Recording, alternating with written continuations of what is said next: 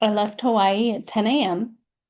and somehow got to Bali 2 days later, even though technically it was only about a 26 hours of transiting. But since I crossed the international date line, it ends up being 2 days. And transit was a bit challenging this time. Um, At first, it was great. Like, check-in was smooth. Getting to Honolulu from Maui was easy, it was a quick flight.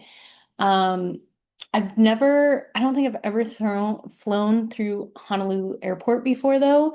And so I get off the flight. I'm thinking, oh, I got like a 2 hour layover. Like, I knew it wasn't tight. And so I'm walking, I'm kind of checking things out. I did a video, I even posted the video. Because not more than like 2 minutes after that video, there's an announcement on the loudspeaker. And it's like, anyone headed for Manila, we're still looking for the following passengers. And they list the passengers. My name's on it. And they're like, you need to check in now, or you're not going to be able to board your flight. And so I'm like, my eyes are probably this big.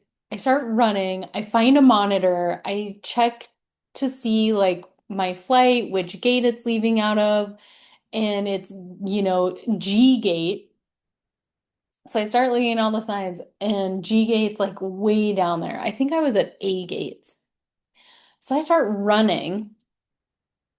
And as I'm running, I notice that there's also a sign that says, like, for certain gates, you can go this way, and there's the wiki shuttle. But in my experience, sometimes the shuttles take longer because they stop at every single gate before your gate. And so I just keep running. And I think it's shorter because, like, I went from B to C gate pretty quickly. So I'm like, okay, G's not that far off. And it probably wasn't that far, but it felt like a freaking mile. I get to the gate, I'm like huffing and puffing. I can't, I can't catch my breath. The woman's like, slow down, and I'm like, I just need to check in. And I hand her my passport. This is the other thing. She asked me for bag tags, and I'm like, they never gave me bag tags in Honolulu. Like, you put the strip on your bag, and there was no extra piece that you get to take with you that's part of your bag tag. And so she's just looking at me like, so you have checked bags, but you don't have bag tags. I'm like, no, they didn't give them to me. What do I do? So she's like, where's your ticket? So I finally find my ticket, and on the ticket is like the bag tag numbers. And I was like, oh, thank God. Still like breathing hard. I probably start sweating at this point because it's freaking Hawaii. It's hot. And so she asks all the customary questions. Like, for a lot of international places, just so you have to have like a visa, you have to have arrival cards now, or like custom declaration cards, and a lot of it's electronic. So they're checking now, like, did you fill out your arrival card? Do you have a visa? Blah, blah, blah. And so all the standard questions. We finally get done. Thankfully, they hadn't started boarding. So I'm looking around. I find a restroom. I like get my sweaty self cleaned up, get changed into like the proper outfit for my 11-hour flight to Manila. And I actually made a video right before I boarded, just because I was having so many emotions. From the time I woke up that morning to the first flight and then running through the airport, it wasn't the running, but the emotions were just crazy going on. My head was just, my thoughts were just being assholes. Like, and I told my friend this, I was like, my thoughts are not like helping me.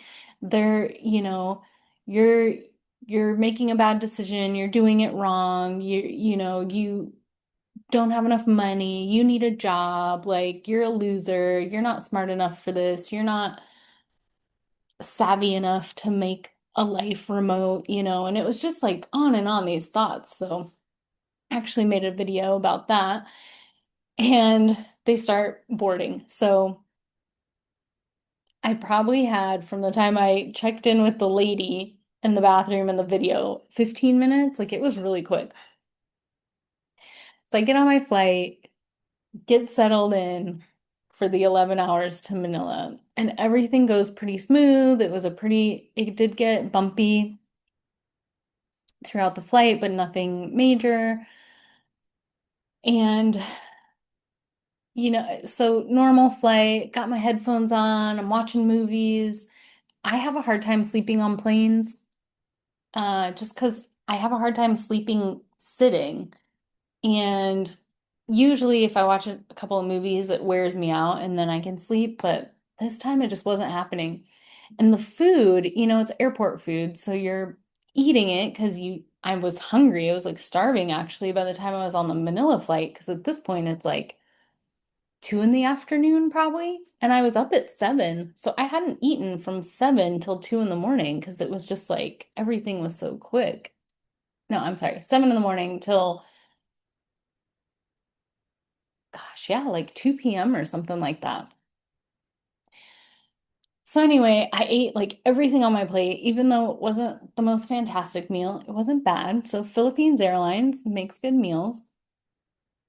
And I'm just watching movie after movie. Finally, I probably go to sleep for a couple hours, or maybe I'm just delusional and telling myself that, but hopefully got a couple hours of sleep. And then I have a transit in Manila to my next flight. Again, I have like 2 hours. I should have plenty of time, but with like the plane taxiing and then deplaning, and people are not walking that quickly. And so I finally get down like the long corridor. I have to get in another transit line. They check all your bags. That takes forever. By the time I was done, same thing. I had like maybe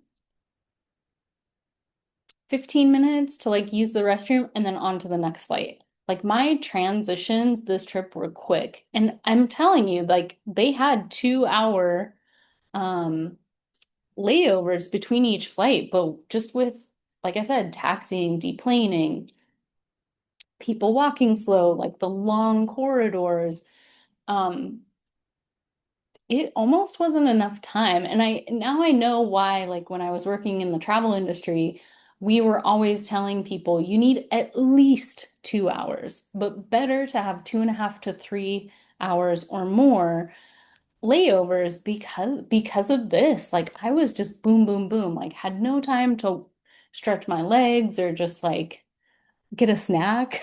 So that was quick. Next plane, now it's like late at night, right? I flew from Manila to Bali, landed in Bali at like midnight. And man, I swear, I don't know why they do this, but between where the plane drops you and where immigration is, I swear it's like a mile walk. I love it because it gets me to stretch my legs and all that stuff, but it's far. And then in Bali, you have to go through, um, I want to make sure I say it what's first. So there's kind of like this huge area, and there's visa on arrival. So you can walk up to a counter and like pay for a visa on arrival. I had done mine electronically, so I could actually go all the way to like the passport gate, and they have the electronic gates now. So put the passport in, and my visa is connected to my passport, so everything should just click through. Well, I try it and it says, see a person. So the girl comes over, she tries it, it says, see a person. She tries it again, tries it again. We try it on multiple machines. She ends up giving it to this other guy she's working with. She's like, I can't get it to work. She's like, can I see your visa? So I show her like the proof that I have a visa. I show her like my arrival card, everything. So he tries it several times and then all of a sudden he tries it and it works. It's like, what is up with that?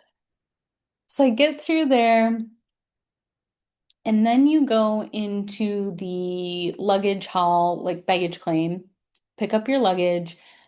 Then you go around a corner, and there's a person there deciding whether you get to go through like customs and declaration, like put your luggage through, or if she just like lets you walk by.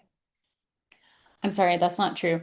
First, you have to pass a counter and he has to check your arrival form. So you actually they check the QR code that you did the arrival form online.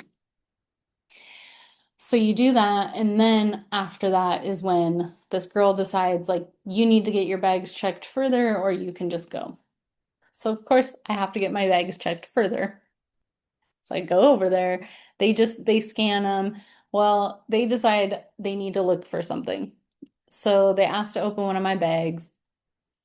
We do it, and he pulls out, I had some sand I had so collected from Hawaii because it's black sand. And I'm like, oh gosh, am I not allowed to bring sand like here? And it wasn't, very much, but it just, I think to them looked like something else through the scanner. So I even asked, I'm like, is this not okay? Like, it's just sand.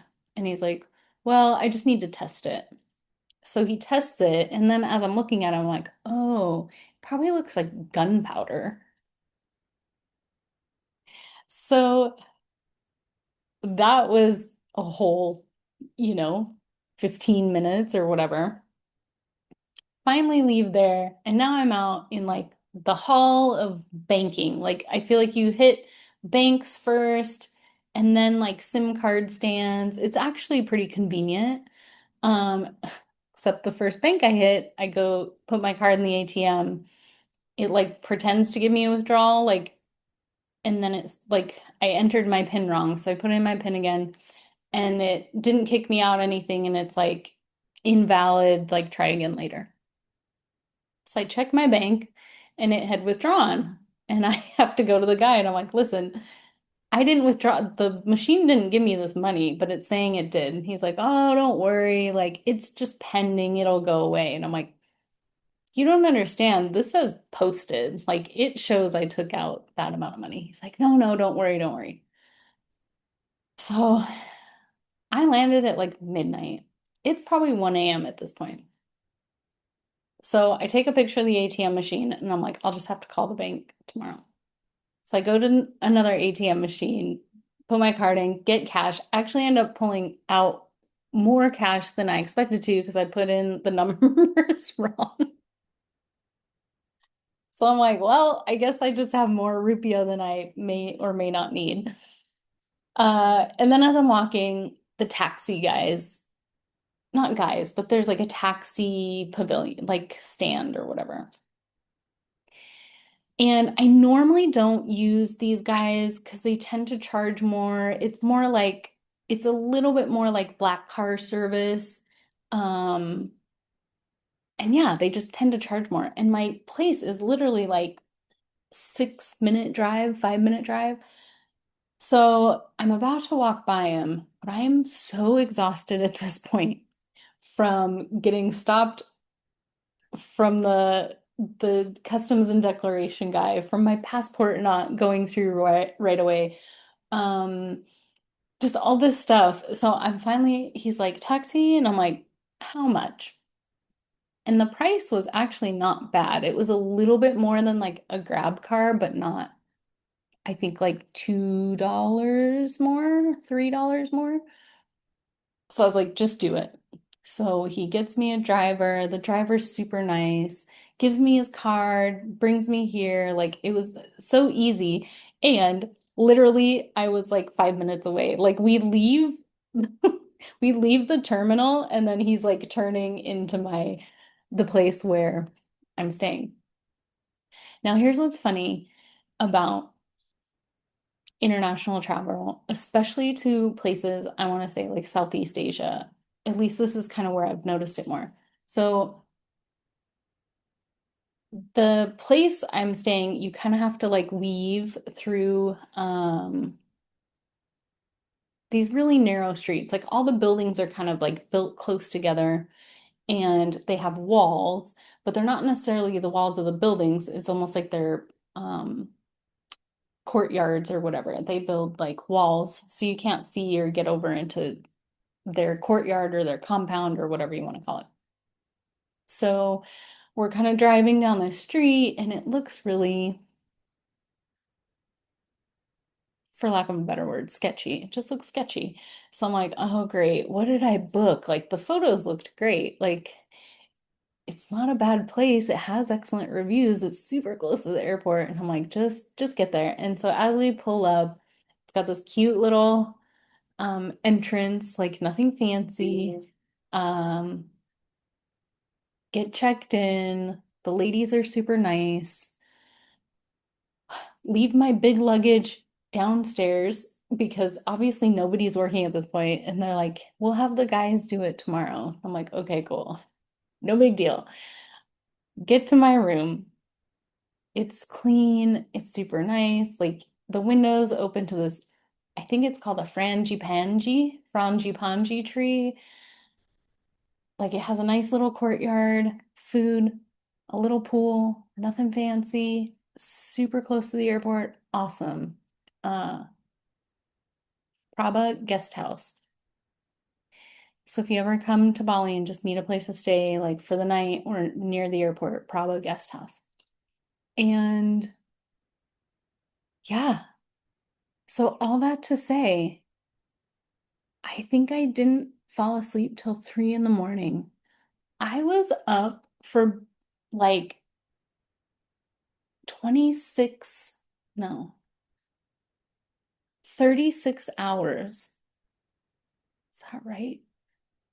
Something crazy. Like the transit time was only about 20. So yeah, I was up for about 26 hours, maybe had a few naps on the plane, but nothing significant. And it was a bumpy day. It was a rough transit day, but you know what? I'm so happy I'm here in Bali. It it's like I landed, I got some sleep, and I just like everything has shifted. I feel so good being here, and I'm getting excited, and I can't wait to check out the resort I'm going to stay at, or guest house, I should call it, that I'm going to stay at in Ubud for about a week. And I'm going to check that place out. And hopefully, with the location, I'm going to have some friends join me in a couple weeks. So that's exciting. Well, that's my story, my journey for the last few days. Thanks for joining.